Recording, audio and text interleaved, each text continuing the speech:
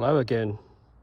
So here we are, Sandy and I, and this is a continuation from previous video where we were getting used to walking together on this type of land on a short lead. And what I've just done is I've unraveled a brand new long line, and as you can see it's quite long, but you don't have to use the whole length of it. You can put your hand along it at a certain point where you want the dog to have the freedom of. I've just put another collar on Sandy, the pink collar. It's slightly looser. She's still got her other black collar on with her ID tag, but the pink collar has now got the connection to the long line. So the purpose for this right now is I'm just going to let her have some free time just along here, along this side near the hedges and trees. I don't want her to go onto the fields because that's not permitted. She's still on lead, so we're complying with the law here and abiding with respect onto the environment. As I said, you know, she still has freedom, but I don't want her to go running sideways up and down, and this is where I'm going to learn a little bit more about how she is with a bit more space on the lead. As you can see here, I've got the end of the lead.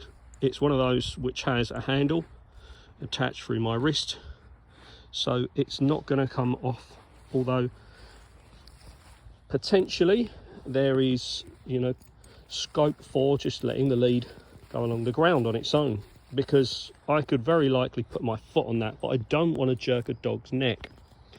So I tend to use these types of equipment with a harness if a dog is very flighty, if it likes to run. She's more of a dog that would like to go slow, have a sniff, have a check around of things, and at the moment, you know, we're working on our connection, so she's quite attached to me. She's not been with me long, just 1 week, but so far she is quite connected to where I am and what I'm doing. So, you know, this is really good. I'm letting her have the space, the free movement, but she's deciding just to come along with me.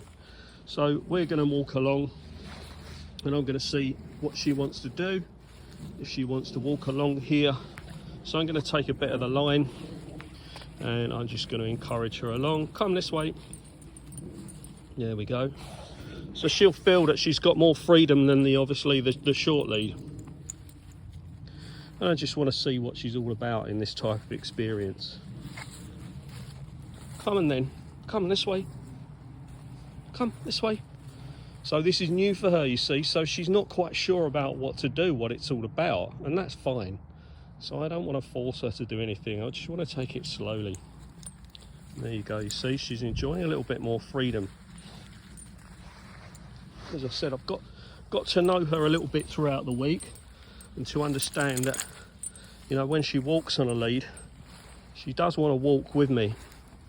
She's got things to learn, of course, like we all have, but you know, so far so good in terms of her wanting to walk in my vicinity, of not rush off to the side. Come on then. So you see, she wants to be with me, even though she's not on a shorter lead now. Now she's got a little bit more movement, and she said, oh, I'm going to check that out, and that's fine. So yeah, if you've got a dog who is very flighty and it wants a rush on a short lead, I suggest you start this with a harness. So if there is a sudden stop, the neck doesn't jerk.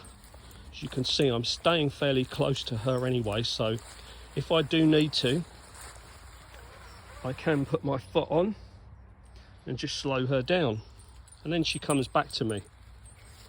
Bear in mind, this is just early stages. So she's going to get used to this as a little bit of a common practice for a while. So we can both build up this as a connection, that when this goes on, she has more freedom. It's a different feeling to the short lead.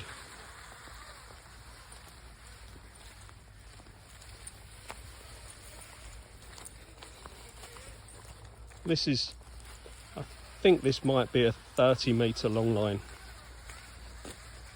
So if I think she's getting a bit ahead, I can always stop.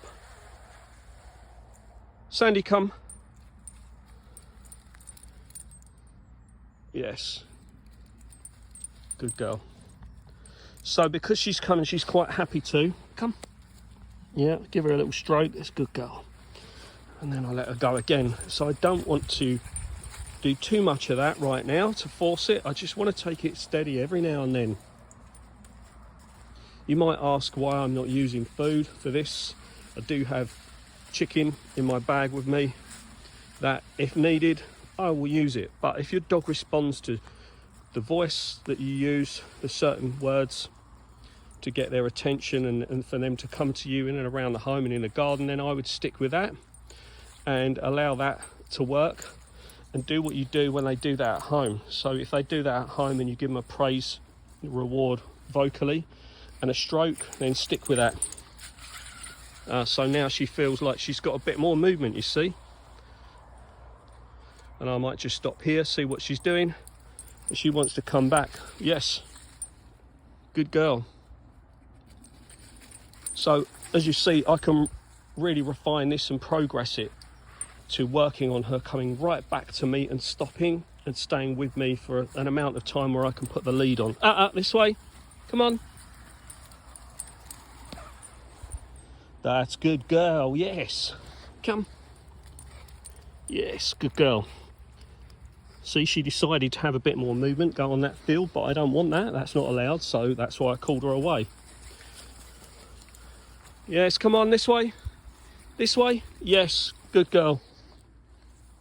So you can see she's enjoying the movement. She likes to stretch her legs because she's not done this with me. Only done it in the garden, but very briefly. Garden's obviously not as big as this type of land. So that's really cool.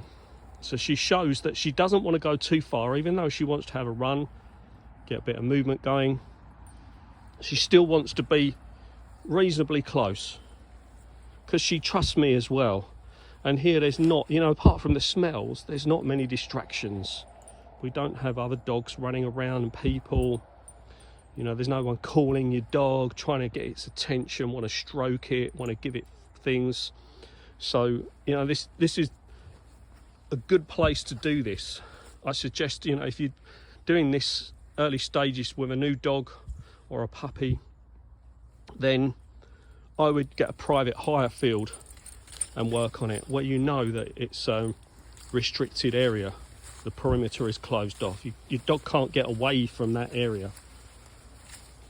You can feel at ease and confident that it's a work in progress, that you don't have to think, if the dog doesn't come back, what am I going to do?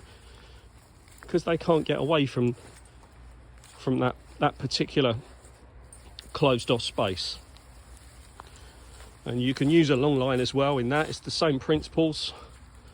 And yeah, gradually progress it, and then when you feel confident you're getting good progress, then you can remove the long line. So I can wait back here. I can even walk back if I want, away from her. See, I haven't said anything. She's coming in. Yes. Yes, good girl. Come. Come. Good girl. So I want the dog to come all the way in and remain.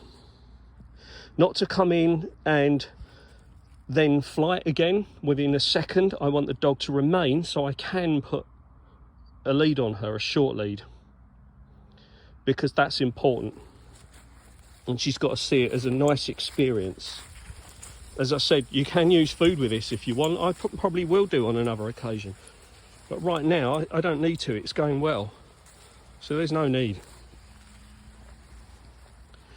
So we're going to say goodbye now. And I hope you've enjoyed this video and got something from it. As I said, have fun with it. Go and do it in a place that you're confident in. And take it steady. Look for small amounts of progress. And that way you will get gradually better and better at it, and your dog will feel that this is a really great thing to do. So I hope you have a great day, and we're going to sign off now with one more recall, and then we'll see you on the next video. Ciao. Sandie, come. Sandie, come. Yes. Good girl.